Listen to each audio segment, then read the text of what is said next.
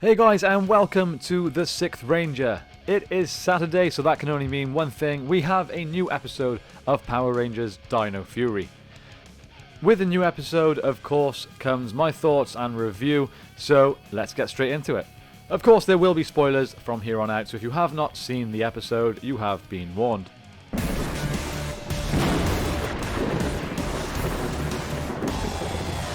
So I will be 100% honest from the start and get this out of the way.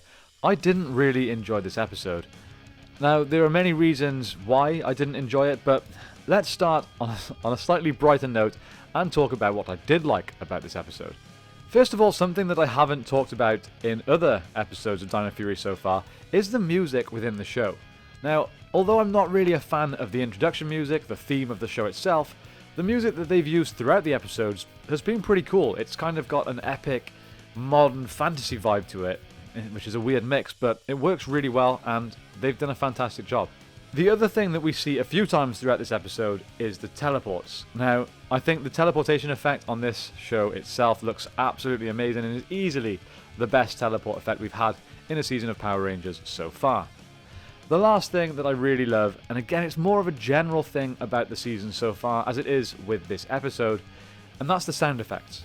The sound effects have been absolutely brilliant. Again, with the teleporting, it sounds great. The morphin sequence, everything that involves some kind of modern morphin, even the Zords combining, all has some really, really cool sound effect. So bravo to the sound and music team involved on this show. Now, going a little more specific into the episode itself, there was very few things that I actually liked about this. At one point during the episode, the three Rangers go and see a psychic, who at one point, they basically call out as a fraud. I liked that because I think that's probably the sort of thing I would do, but apart from that, I really felt that there wasn't that much to like about this episode. Now on to the negatives. Now, I'll be honest, there are quite a lot of negatives in my opinion for this episode, but I don't want to ramble on for 10-15 minutes and just waste your time, so I'm going to keep this relatively brief. First of all, the biggest thing that I've taken away from this episode is, I think their names are Jane and Jayborg. They're almost like, the new Bulk and Skull, but Jayborg I just found beyond annoying. Truly hard to watch in my opinion. I know it's, again, I say this every week with all of my reviews, this is a kids show and this type of feedback is probably very harsh for a kids show, but it's just how I feel and you guys have obviously come here for my opinion and that is it. The next and biggest thing that disappointed me with this episode was the plot. Everything about this episode was just convenient. We're introduced to this pendant that Zayto has at the start. We've never seen it before, it didn't have any importance in the past. And now, when this message comes through and the module gets burnt and the Rangers are unable to hear the message, fortunately it turns out that this pendant that Zayto has is in fact the same crystal that the module needs to be able to play the message. Just pure convenience.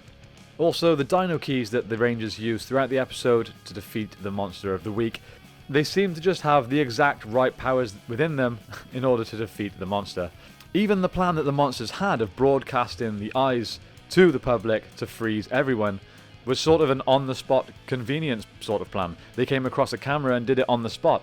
They didn't even go into the situation with any kind of plan. So again, I felt like the plot was just, here's a problem, here's a solution. Here's another problem. Oh, good job, we have another solution. It just felt a little bit like that to me. No character development, no lore, nothing particularly interesting. A bit of a filler episode, if anything. Then finally we get on to the end of the episode, and when they realise that Zayto's crystal necklace is in fact the same crystal used for the module so that they can listen to messages, they also suddenly remember that it can also be used to transmit messages. Now, correct me if I'm wrong, but I believe that machine was working at the start of the episode and burned out as they went to listen to it. Now, if that was the case, why didn't Zayto send messages out in the first place? Again, it's another case of pure convenience and just loose plot. The machine was there, they didn't use it. They realised they couldn't use it, then suddenly they can use it, and they do use it. I know this sounds like a really petty complaint once again, but again, it's just how I feel. The last thing I will leave you with is I thought again the Zords visually looked absolutely fantastic. Both the way they looked and sounded was fantastic. Again, the design I'm not a huge fan of, looks a little bit like Lego, but overall, visually, fantastic.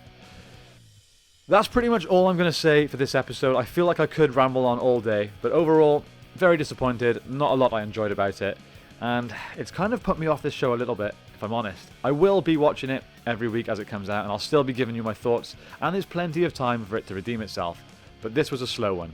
Even the acting from both Zayto and I've forgotten the cyborg's name, Solon I think it is, very, very dry, very robotic, no emotion, and no real character.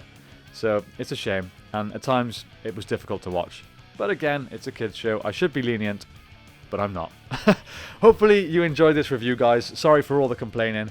Thank you for taking time to watch my video, and I will see you next time on The Sixth Ranger.